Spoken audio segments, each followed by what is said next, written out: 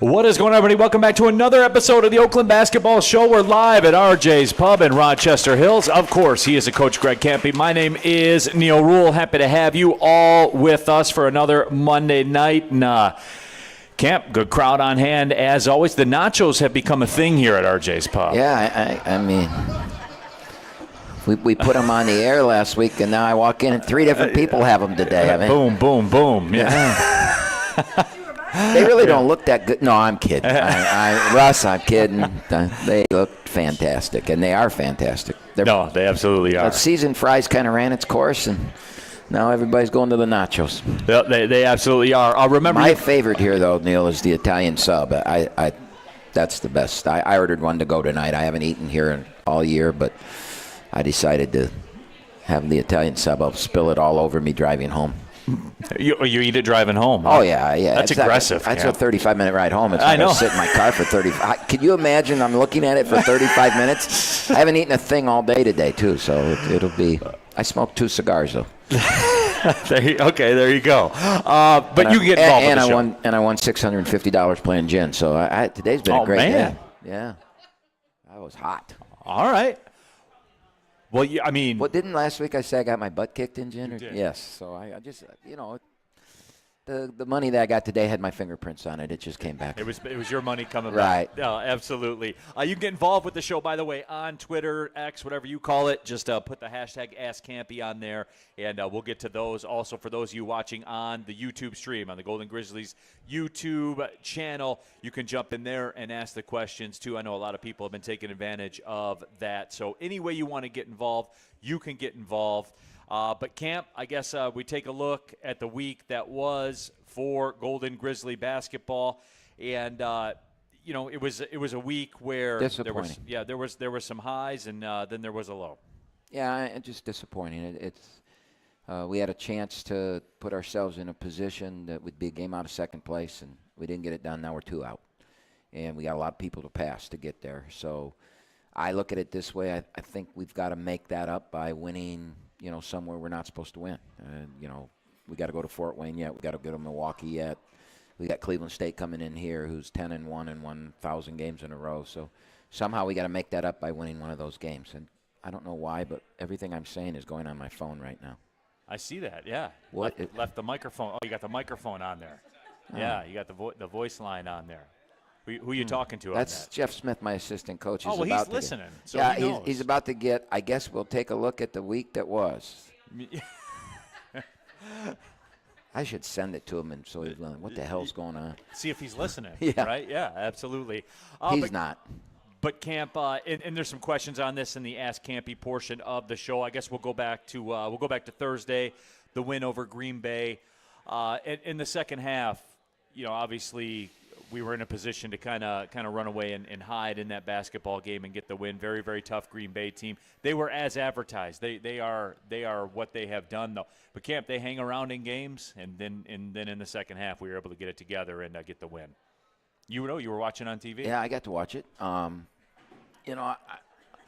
We did some things down the stretch of that game that I think aren't good. I had a good talk with them Friday morning when I showed back up that we played unbelievable for about a 7 or 8 minute period in the second half. We ran a couple sets. Smitty did a tremendous job. I knew we would. I mean, I wasn't concerned.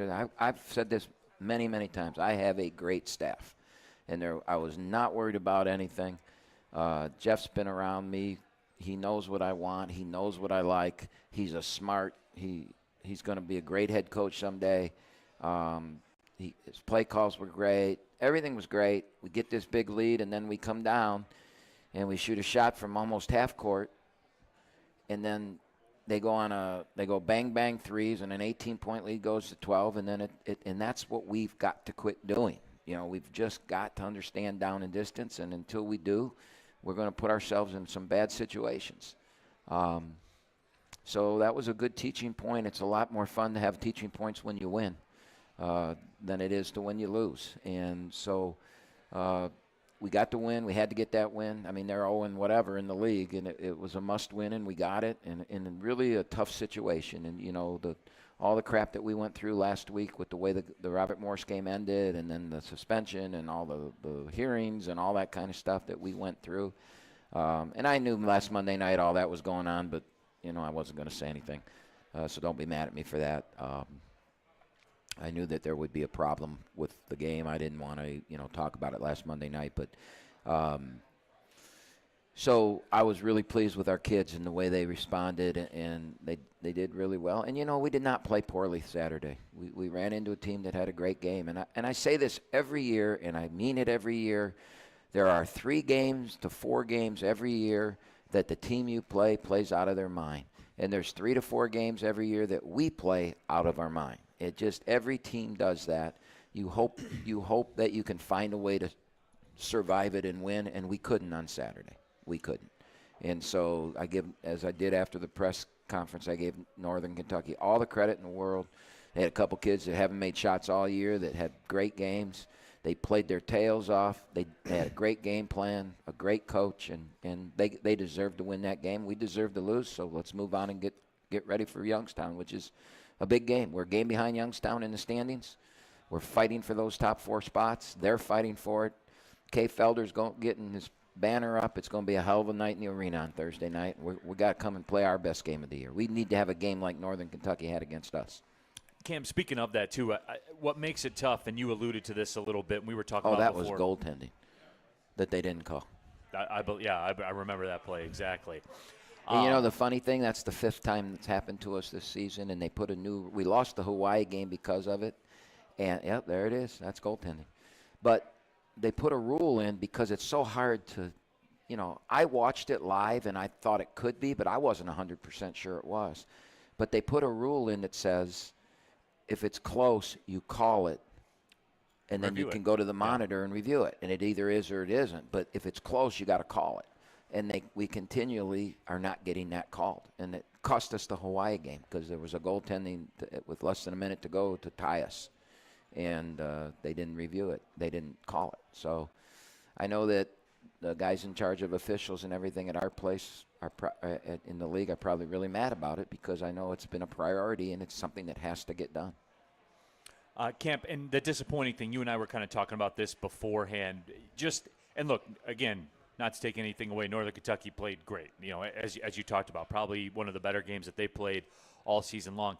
It's a tough loss to deal with, Camp, because everything around you went the way you wanted it to go. And I'm talking about in the Horizon League, and even more than that, Camp, just with what happened in the Horizon League and the way that you guys played and the way that we shot the ball from behind the three-point line. Like, right. we've been waiting on that to become kind of a consistent feature, and to get the losses around you and Youngstown State dropping a game, that's what makes it really hurt.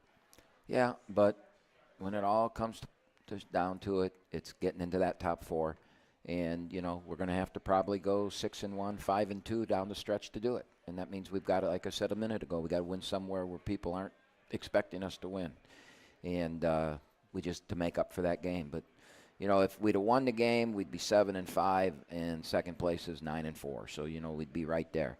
So, we still play the second place team, we still play the third place team, and we still play the team that's tied with 4th in Youngstown. The only teams ahead of us, if you look at that, we play everybody that's ahead of us.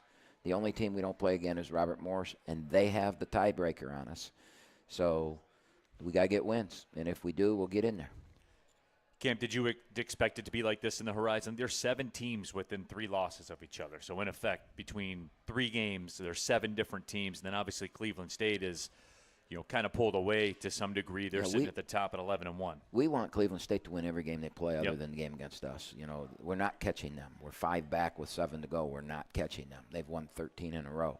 So we want them to continue to, they've got Fort Wayne again. We want them to beat Fort Wayne. Go to work for us, right? They play Milwaukee again. We want them to beat Milwaukee. They play Robert Morris again. We want them to beat Robert Morris. I think they play Youngstown again. We want them to beat Youngstown. We want them to put another loss on those teams.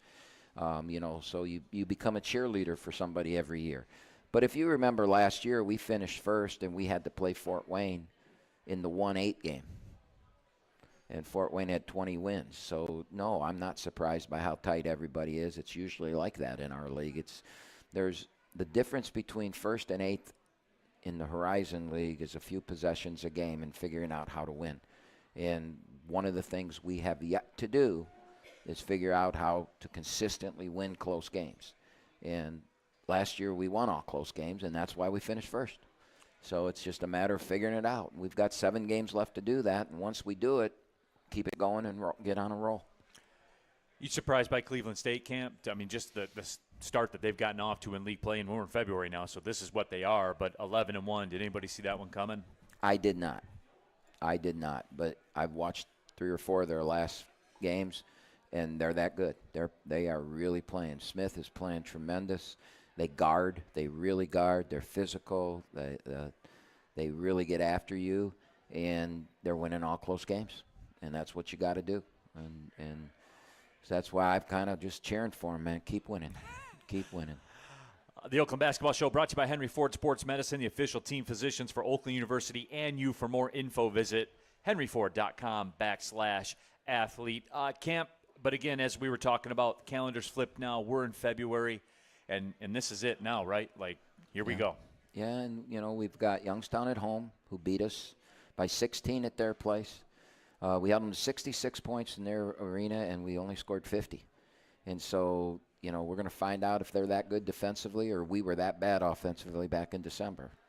Maybe it's a combination of both, and we're starting to figure it out as those stats I talked about earlier. What we're shooting from the free throw line now, we were dead last in the country from the free throw line, and we were 18 of 20 Saturday. We were dead last in the country in three-point shooting, and now, we've got a guy on our team shooting in the mid-40s, which is tremendous. DQ is starting to find himself. He stepped into some shots and felt good about it and started making shots. Woody made a couple, and Christie's Christie. He's going to make some no matter what. He's going to miss some no matter what. So, we feel good about all that. And we're moving forward and making progress in that offensive problems we have. We just weren't expecting to have such a poor defensive game as we had against Northern Kentucky. All right, Camp, knowing the history of the show and knowing the flow of the show, the Ask Campy portion of the show tends to chew up a lot of the time in the second half hour of the show. So I did want to get to this now while we had a second to do it. You talked about it. Kay Felder's banner is going up in the arena on Thursday night of the game against Youngstown State. Also, too, we're going to introduce the new Hall of Honor class during the game as well. But, Camp, Kay Felder, man, just while we had a couple minutes here, just your memories of him and the most electric player probably that's ever played at Oakland, man. He was electricity every single night. Yeah, you got a guy 5'9", 5'10" that played in the NBA. You don't see that a lot. You had a guy that we would run alley-oop dunks to at 5'9".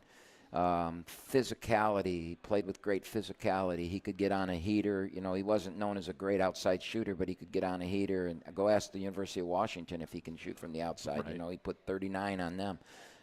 Two lottery picks they had on that team. Yeah, and we beat them by 20 at Washington. We had the number 1 team in the country on the ropes, and the shot rolled around and went out, and we lost in overtime. We had some.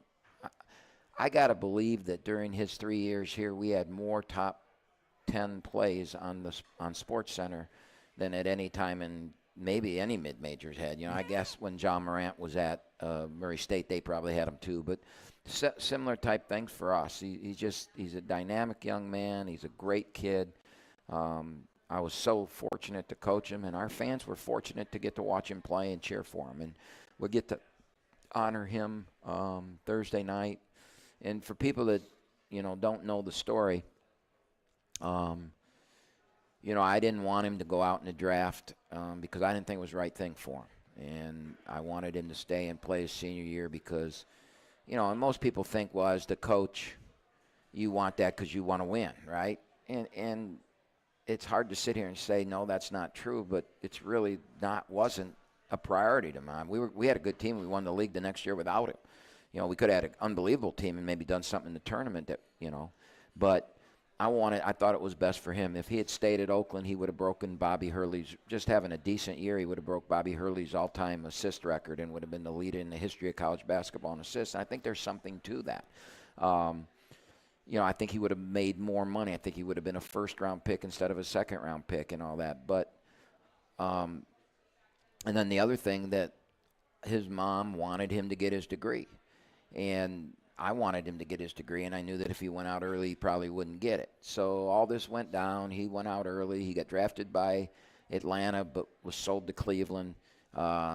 His rookie year, they went to the NBA championship. He got to be part of that. He got years in the NBA. He's made a lot of money. He's done well professionally. And, you know, people are on my butt about why isn't he hanging in the rafters. Well, he wasn't hanging in the rafters because we had a rule on this that if you were going to hang in the rafters, you had to have your degree, right? Oakland University, you came to college to get your degree. And I remember telling him that day, you'll never get, you're 32 hours short. That's 1 year. You'll never get it if you go out. And we got a bit of an argument over it. And his mom was crying, and, you know, it was like all family issues. I mean, to me, that's family. You know, he's my family. And we all have family issues where we get emotional in that. Well, this young man, you know, Twitter went after me about his not being up there, and we stood true to it. I talked to Steve about it. Is this somewhere we should make an exception? And Steve was like, no, we have rules. We're not going to make an exception. So what did Kay do? He went on his own, and I've offered to pay for it. We would pay for him. And he went on his own and got his degree, and I didn't know he was doing it. His mom called me in the spring and said, well, my boy can go up in the rafters now. And I go, why? He goes, he got his degree. And I go, come on. Nope, he got his degree. And I love the kid for it. I mean, I think that's so awesome that he did that and went. It meant that much to him. Oakland meant that much to him, and getting a degree. I don't think he's going to make more money because he got his degree. Right? I would agree. I don't think so. And I don't think he sat there, and he never liked school. Yeah. You know, it was something he really, really never liked school. I mean, I don't know many people that do like school, but he was never someone that really, really couldn't wait to go to school. So for him to go do that just says the world about him, and I can't wait till Thursday. I'm so happy and excited that it's happening. Just looking at the highlights here my that God, Jonathan's mixing, yeah. I mean, he was a freak show. Camp, Scott Van Pelt said that, and you talked about it too, being on SportsCenter all the time. Scott Van Pelt said, Oakland is my favorite team. They have a short guy that dunks. They have a guy that only shoots three-point shots. He goes, they're a rec league team. Like they're like your rec league team in your 40 and over league. Yeah. So, yeah, it was. Except we won. Yeah, absolutely. I'm not sure Scott's team won. Yeah, no, absolutely. But he was pure electricity, and I'm fired up about that Thursday night for sure. All right, Camp, let's do this. Let's take the first break. When we come back, we'll be joined by Colin Shannon, the Director of Operations for the Oakland basketball team. We'll be back with more. The Oakland Basketball Show. We're live at RJ's Pub in Rochester Hills. In every moment, in every shared smile, OU Credit Union Visa Signature Card is there, earning 3% cash back on groceries to stock their dorm room, 2% back on fueling up the tank for the journey ahead. With a $100 welcome offer and the first year's annual fee waived, it's more than just a card. It's your partner in making every moment count, even the ones that tug at your heartstrings. Make every moment and every mile more rewarding with an OU Credit Union Visa Signature Card. You know, they say, losing hope, that's the real disaster. When Tropical Storm Fred sent a devastating wall of water and debris down this river, it seemed hopeless. But when the waters receded, Belfour was here. Not just to rebuild, but to help restore the life of this community. Belfour, restoring more than property. Your Oakland University Golden Grizzlies. Drives to the basket, and it's in! The biggest games on the blacktop. For three. Of course! Borowski from three! We need you there.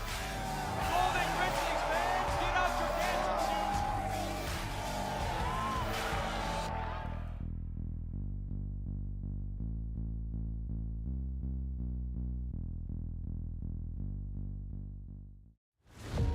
Restoration is more than walls. It's more than paint. It's more than cleaning. That's the thing we'll never forget. For Belfour, it's your memories. It's your life's passion. It's your home. Belfour, restoring more than property.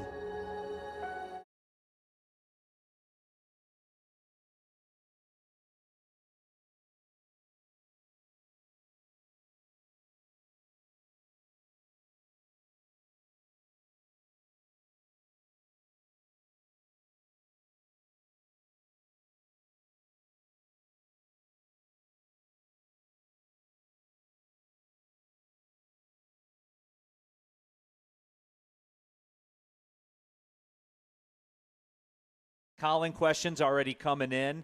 But Colin, you and I have had this conversation before, kind of like to shine the light on you, what you do, and your halftime segments that we do are really electric. The people really enjoy that. But I guess we've been to Boise for a midweek trip. We've been to Hawaii over a holiday as well. What stood out to you so far, man? What's been tough to deal with? Well, Boise was our first trip, and that's always a tough trip because, you're connecting flights. There's not a 4-star hotel in the city of Boise. Nope. And so that means the 3-star hotels aren't as good. But travel's gone pretty smooth. Like, really, that was my third year as operations. You really learn the places to go, the things you spend time on, the battles you fight and don't fight. And so it's been a lot smoother this year, I think. It's a microcosm for life, isn't it? You fight some battles and other battles you just let go. Yeah, and I think the biggest is almost even like money. Like, I feel like the first year, I stressed every dollar we spent. Yeah. And then I remember looking at the budget end of the year, I was like, did it even matter? I was like, I saved like a couple $100 or something, or $1,000. And I was like, so sometimes you just got to let things go, I think. Absolutely. If you have a question for Colin, go ahead and drop that in the YouTube stream. You can drop it into Twitter as well. So we'll let those kind of assemble and get to it. But Colin, I guess, how did life change for Oakland basketball after what happened last year in the NCAA tournament and then going into this year? And I know because we've talked about it in the past on this show, how did life change? Well, number one, the tournament in Hawaii came to us and wanted us to be in that tournament. How did life change on your end after that moment? Honestly, not a lot. And it's almost a little bit, it almost feels surprising a little bit because you do something like that, but there's nothing what you would really expect to change in my day-to-day other than, random people who never watch our games telling me they saw me on the sideline. Yeah. It's really felt, business as usual, honestly, ever since then. Oh, we have a happy birthday wish as well. Gideon Beers, big-time Oakland fan. It's his birthday. He's listening to the show right now, so I want to say happy birthday to the son of the voice of the arena, Kevin Beers, of course, but talking with Colin Shannon. Yeah, absolutely. That's happy my birthday. guy. That is your guy, absolutely. But, Colin, gear. We always talk about this. This is always a big, everybody's eyes light up in here right now. Take us through that process. And because last year when you and I had the discussion, you said, people assume that we're operating because Duke's a Nike school and Kentucky's a Nike school, that everything's going to be the same. I remember you telling me the story about the semi-truck that pulls up to Kentucky, with all their stuff and all the basketball gear and stuff like that. What did that look like for you this year? I'm happy you brought that up. So I was talking to the Northern Kentucky Dobo when we played them, and they're Adidas, and I asked them how they liked Adidas. And she said to me, he's like, oh, I don't do gear. Our assistant coach, Simon, does that. So I think tomorrow I'm going to go up to Trey's desk. Yes. And I'm like, okay, here's all the contacts. Here's the Nike contact. Here's that. But gear is, gear's tough because everyone always wants more stuff. But right. when someone puts on something nice and they are, happy and they feel like they got the swag, it's a good feeling. So I like that part of it, but it's a lot of planning. I make decisions 6 months before, and I can't remember why I made those decisions. And I just have to live with past Colin stuff. So, Right. Uniforms. I know somebody asked about that earlier in the season. You kind of bring that up again. Is there any talk about getting new uniforms or switching uniforms and stuff like that? And it's interesting they brought that up. Yeah, we're getting all new uniforms next year. We've had these ones for 3 to 4 years now. We are going to probably get a third color. Kampe loves the bright gold. I do too. The university gold. So we're going to get one of those. Right now we only have the 2. And so that'll be good to get a refresh since we have these for a few years. But uniforms are something that's interesting now in this day and age is that teams turn over so much.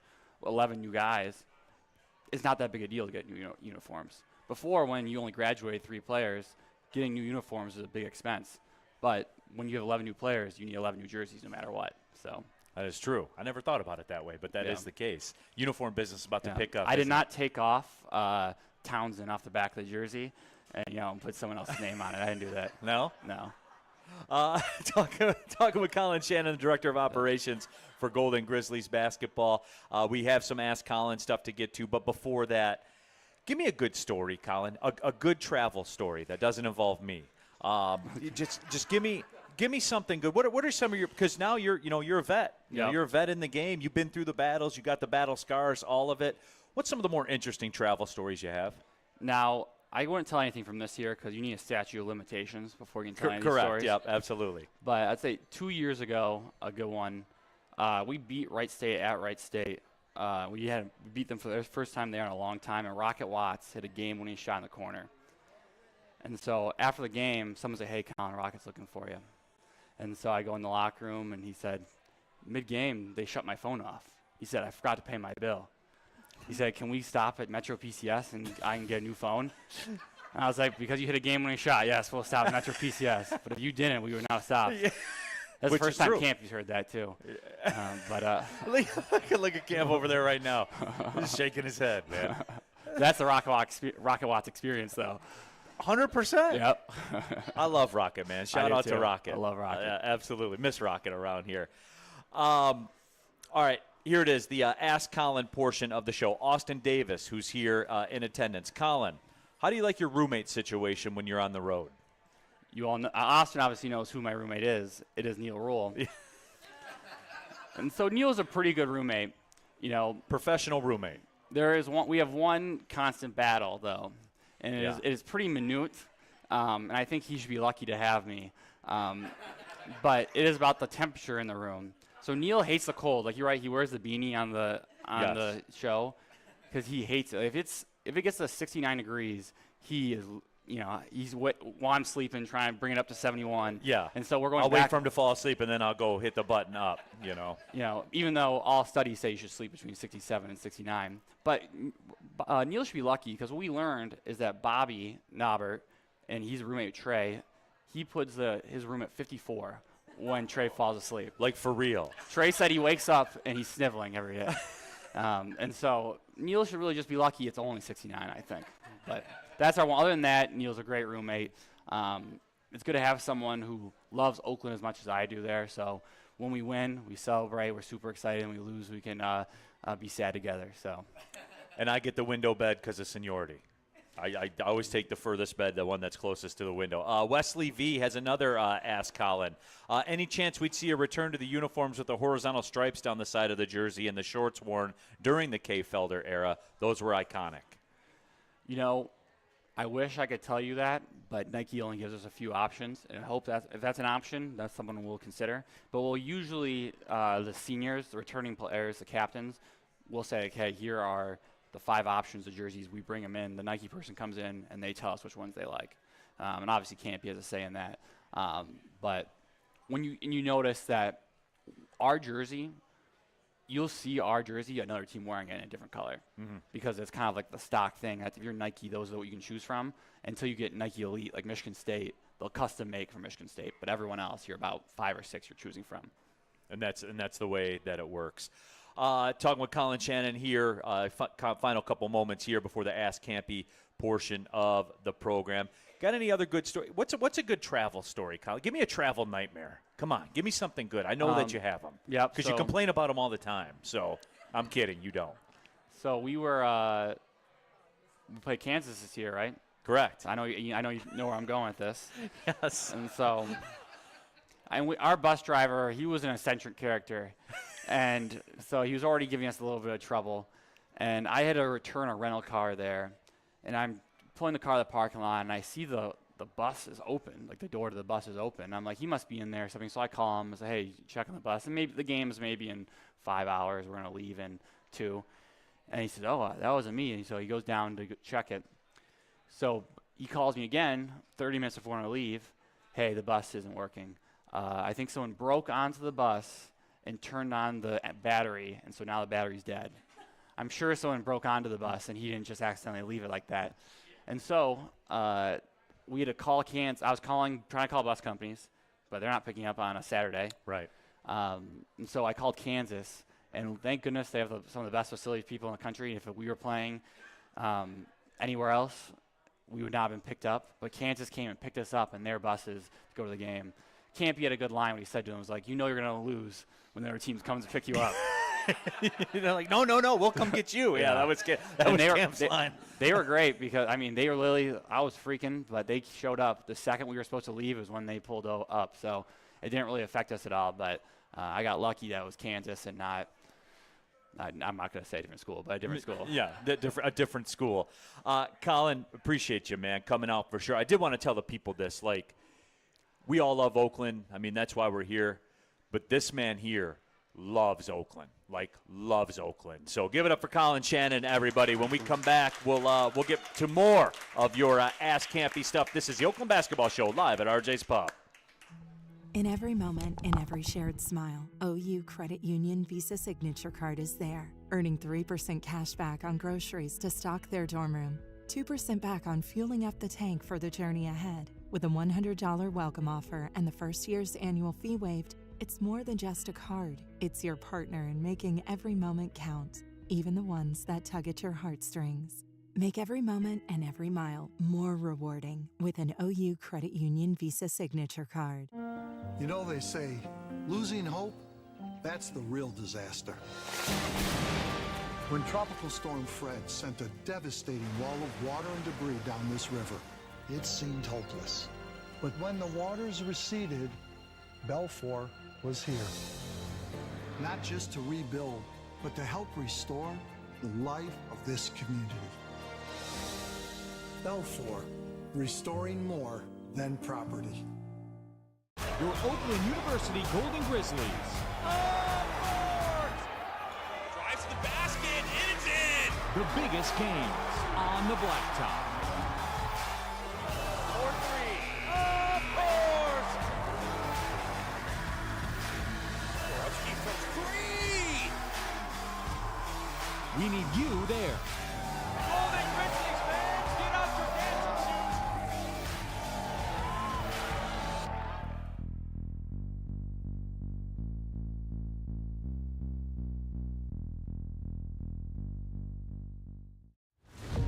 Restoration is more than walls.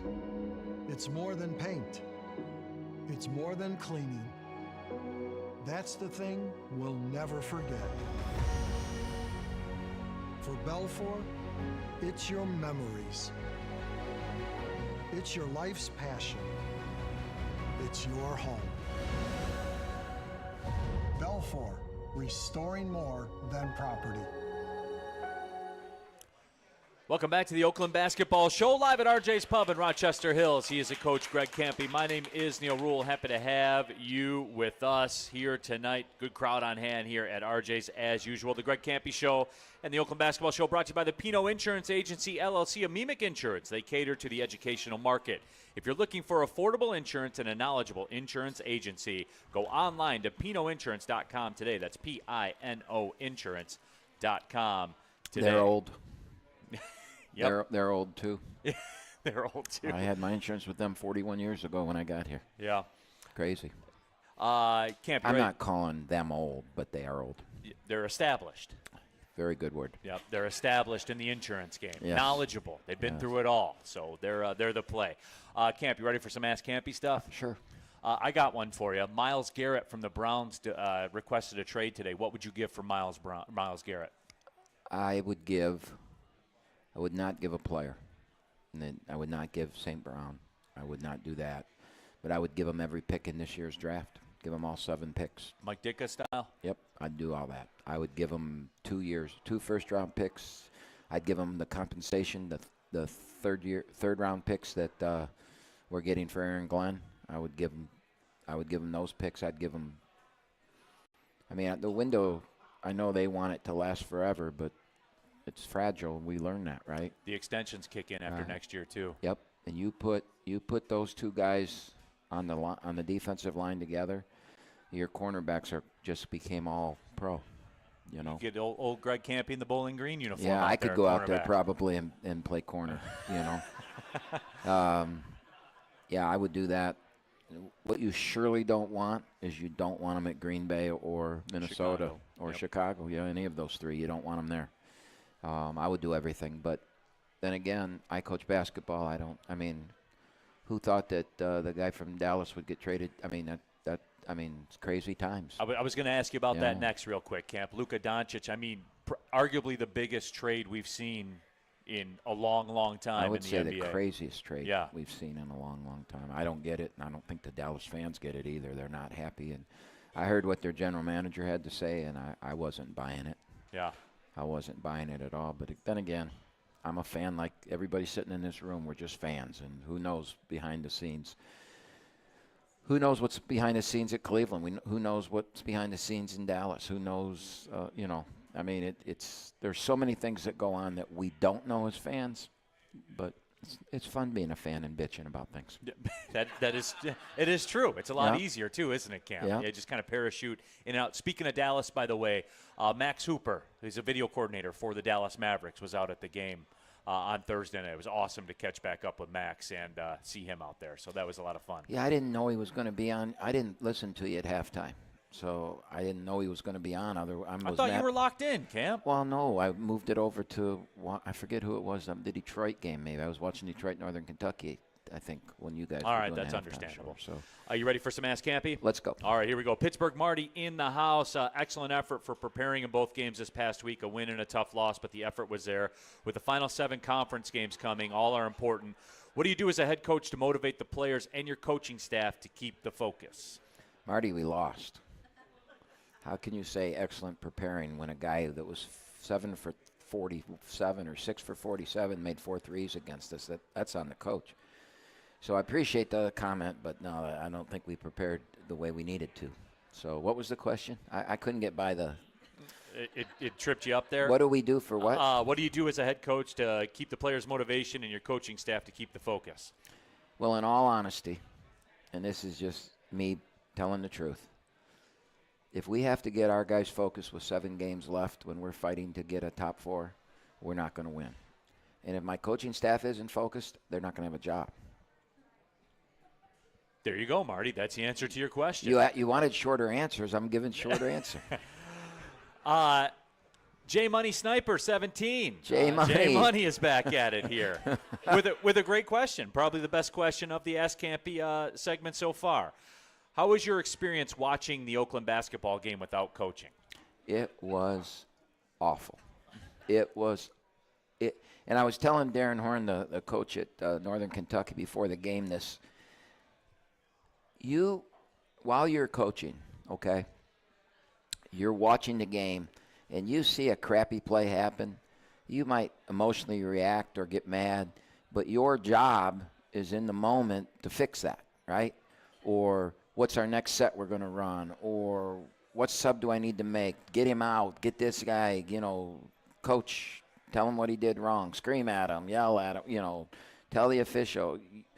You're in the moment and you're coaching a team, and and then when you go back and watch the game afterwards, you know what's going to happen, so you've already seen it, so your mind is working on, okay, Nassim, on like the 3rd possession that Nassim went into the game against Green Bay, there was a pass from the wing to the corner, and he's on the elbow defensively, and he has 2 jobs there. Keep a direct line pass to the high post out, and if the guy drives, to attack the dribbler. And the ball went there, and he went from the elbow to the corner to guard a shooter, which is 100% you don't do that, okay? And so if that had happened in the game, I'm sure Smitty was yelling in the bench, what the hell are you doing? You've seen us react to things, and our hands go up, and then get him out and then bring him over, and what are you thinking? Why would you do that? And fix it, right? I saw that happen, and I said some really bad words. And my dog jumped up in the air because I hit the couch so hard. Yeah. My dog went running away, and I couldn't do anything. Yep. I couldn't fix it. And then I'm watching, and now you're you're watching in real time and you're not coaching. Your mind isn't on the next play. Your mind's on what just happened. You're being a fan. And it was awful. Yeah. It was. Being a fan was awful. You know. Fortunately for Smitty, at no point did he do anything that I said, what the hell is he doing? Okay. It was just awful because it's a different experience. It's what you guys experience, but what you don't have that I have is the knowledge of why is he on that elbow. You know, you watch our zone and you know they do things, but you don't know why. And I know why, and what is he doing, you know? And it was just so different because you're in the moment, you're in the game, and you're coaching and you're working for the next play, and you've got to let things go. And, you know, there I couldn't let anything go. It was hard. It was really hard. Never want to do it again. Also here with the hashtag AskCampe. Where do we have here? I scrolled out. Okay, we got Giovanni Moscheri versus NKU. There were times the Norse were on a huge run, I think 17-0 in the first half. In those situations, why not call a timeout and stop that momentum? Is saving the timeouts for rest truly that valuable? The worst thing that I ever want to happen when I'm playing a good team is to get ahead 10-0, 12, because it's going to reset itself. It's going to find its water. We were fine. We didn't need a timeout. We didn't. Now, if I didn't have great respect for Northern Kentucky and knew that they're capable of playing the way they played, and we were playing, you know, some really bad team, I would have called timeout and yelled at my players, but I didn't. It's just not do that. No, those timeouts to me are gold, and I don't believe.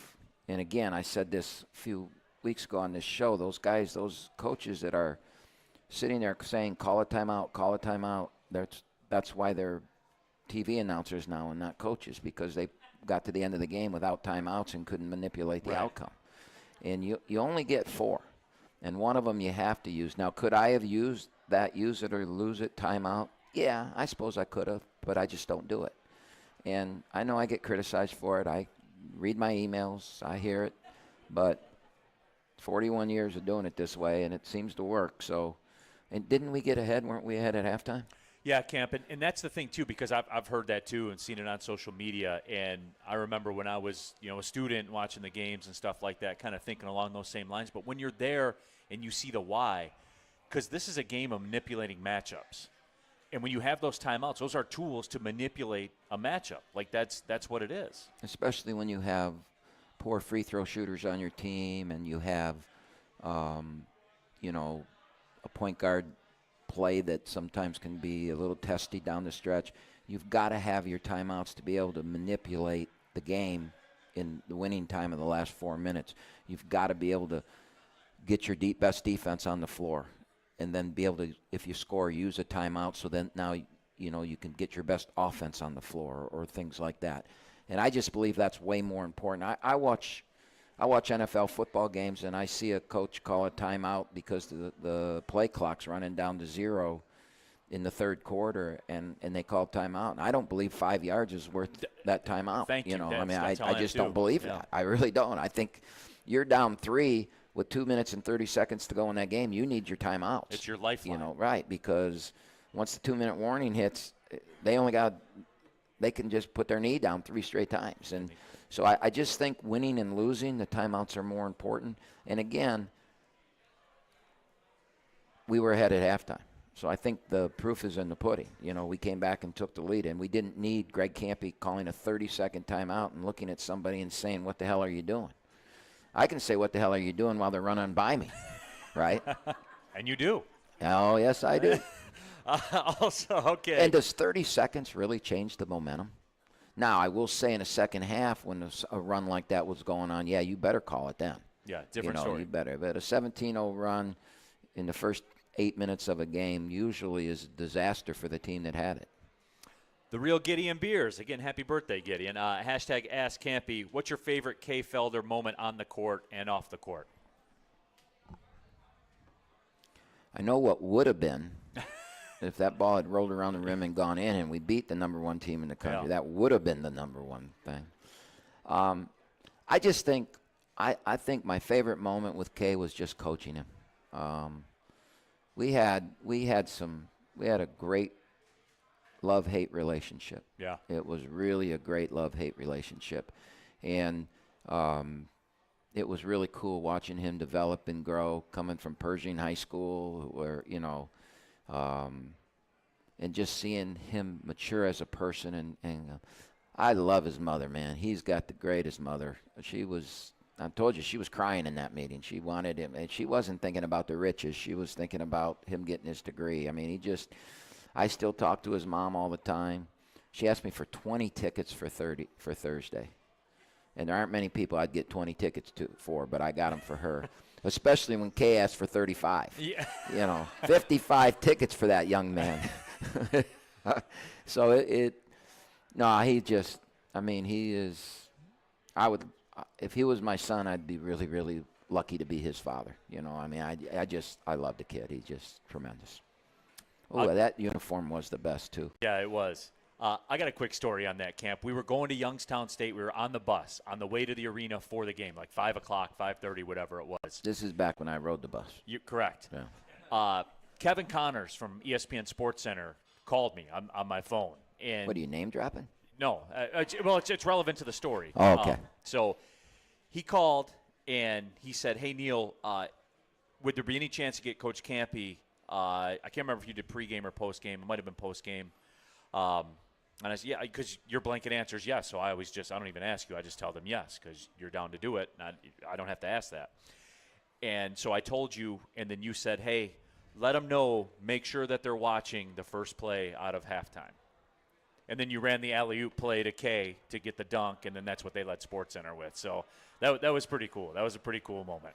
Yeah. I can't believe you remember all that stuff, too. Yeah, well, we were playing Youngstown, and they couldn't guard him, so they went zone.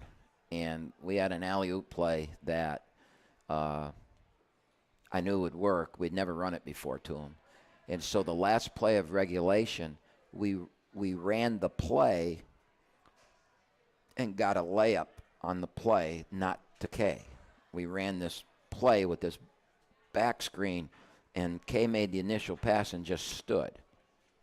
So I knew that, we were going to, if they played zone, we were going to start to say, I like getting dunks to begin halves and end halves and things like that when you have players that can do those things.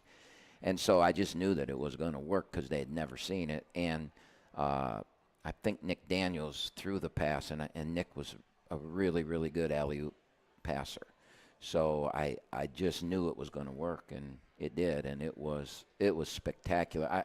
It was one of those dunks. We're on the road where the fans from the other team, and there weren't that many there at Youngstown. Yeah. But their jaws just dropped, and then they're high-fiving. The other team dunked on him, and they're in the stands high-fiving because they'd never seen a guy 5'10" do that. Yeah. It was incredible. And he's probably really 5'8". Probably. But don't tell him I said that. Nick Lucido, who's here in the house. Who do you have on Sunday if you're watching the game? Super Bowl. Oh,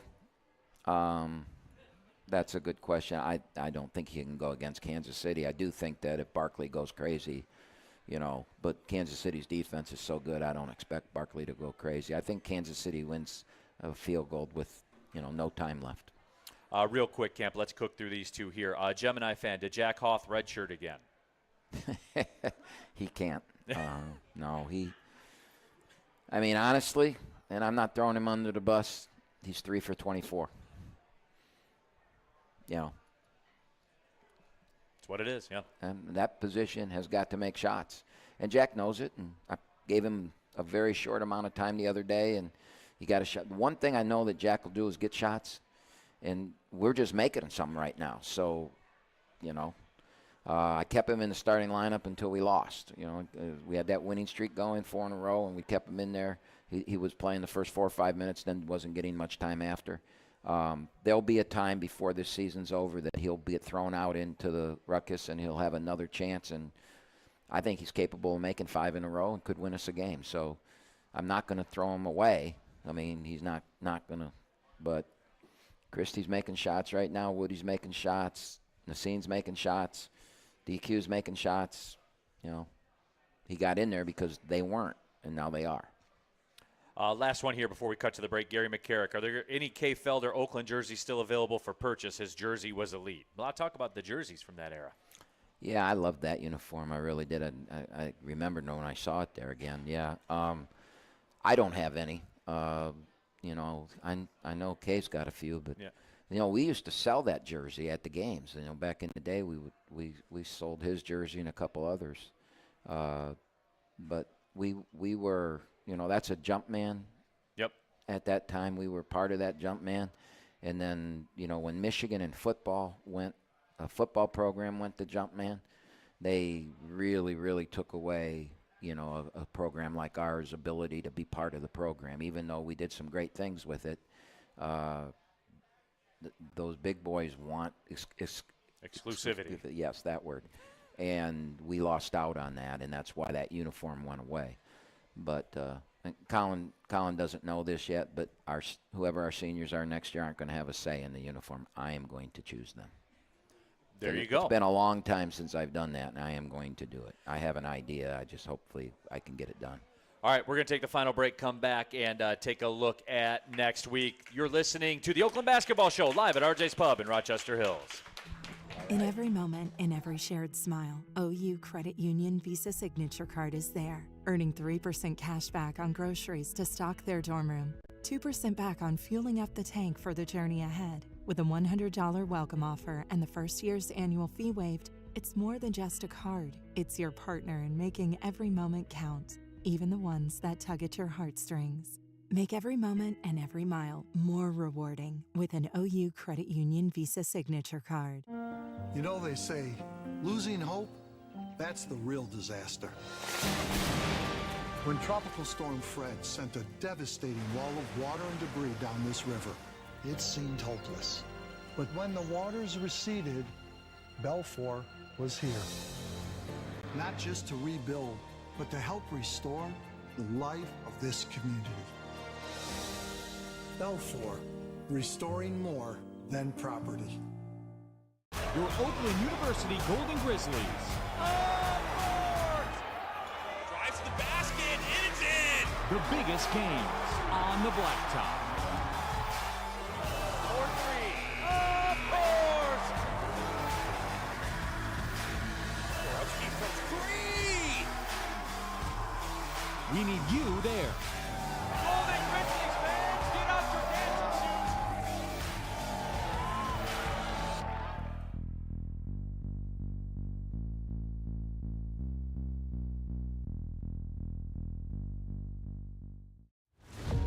Restoration is more than walls. It's more than paint. It's more than cleaning. That's the thing we'll never forget. For Belfour, it's your memories. It's your life's passion. It's your home. Belfour, restoring more than property. Welcome back to the Oakland Basketball Show live at RJ's Pub in Rochester Hills. He's the coach, Greg Kampe. My name is Neil Rule. Happy to have you all with us. Greg Hessen back in our 1270 AM The Bet Studios, fine Oakland man as well. But Camp, final segment of the show this week, only one game. Thursday night, Youngstown State. We've been talking about it, the K. Felder ceremony. Also, we'll introduce the new Hall of Honor class as well, the Oakland Hall of Honor ceremony coming up Saturday night also. There might be a recognizable name in that class, too. Might be. But don't tell anybody I said that. Okay. But Camp, one game this week, as we talked about, Youngstown State, huge. They're all huge, I mean, but Seven it's left. a big one, yep. Hopefully 10. No, hopefully at least 11 left, right? Right. Camp, I was looking at the schedule, and it's kind of funny. I see that we finish up with 3 of the last 4 on the road, and we opened up with 2 of the first 3 on the road as well. That's why Saturday hurt so bad, because we're in the stretch of home games. And, you know, honestly, does it really matter? I mean, it's all the same, right? Look at the Detroit Lions, man. Everybody says, what a great home field advantage we got to play. The Lions, they went 15, they played 18 games, counting playoff games this year. And they were 8-0 on the road, and all 3 losses came at home. If you're good, you're going to win. Doesn't matter where it's at. If you're good, you're going to win. So, and that's how we got to go about this. We got to be good Thursday night and get that win, and then we go next week to Indianapolis, and we got to be good and get that win at Indianapolis. Then we got to come home and play Detroit, and we got to be good and get that win. And we can't think about home or away. You want to win at home, and it's like I told the team after the game the other night. One of my disappointments is we had a full house. Yeah. And we didn't.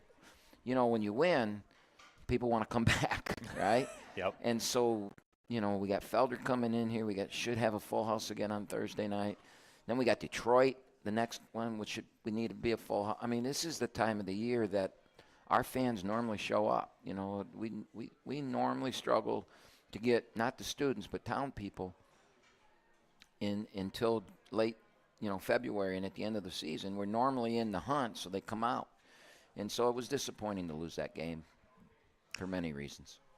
Camp, the game at Youngstown was all the way back on December 7th, which feels like that was a lifetime ago. Scroll down.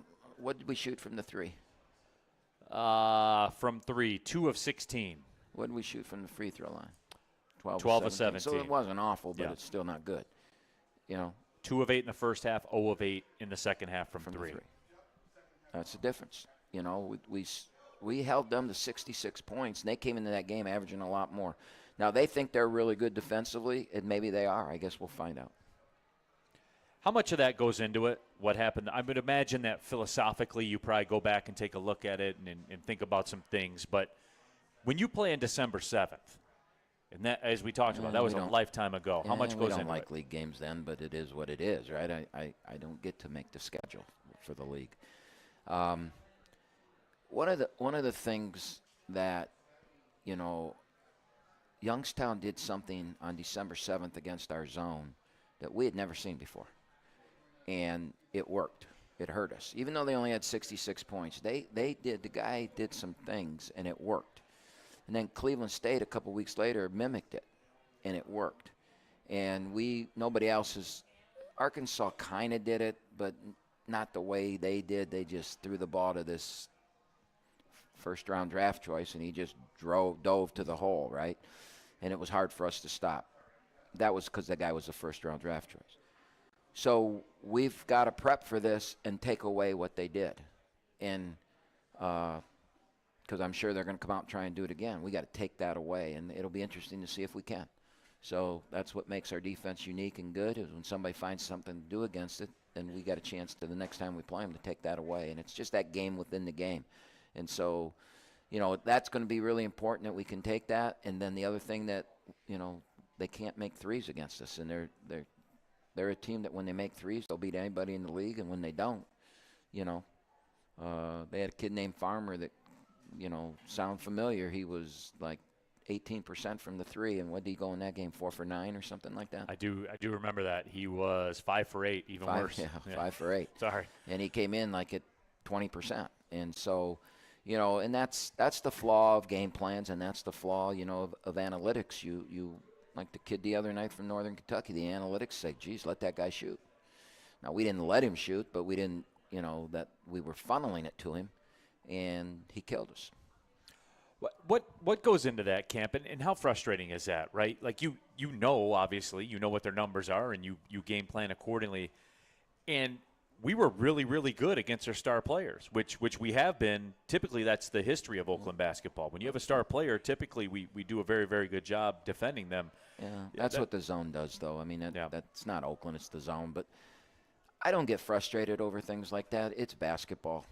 What I get frustrated over is a crappy free throw shooting team making all their free throws. I mean, we're like in last place in the country in free throw percent defense. You gotta get better, Camp. I know. There's nothing you can do, right? I mean, you stand there and watch them shoot it. And I mean, teams are shooting 76% or something like that against us. Teams that shoot 49% or 50% come in.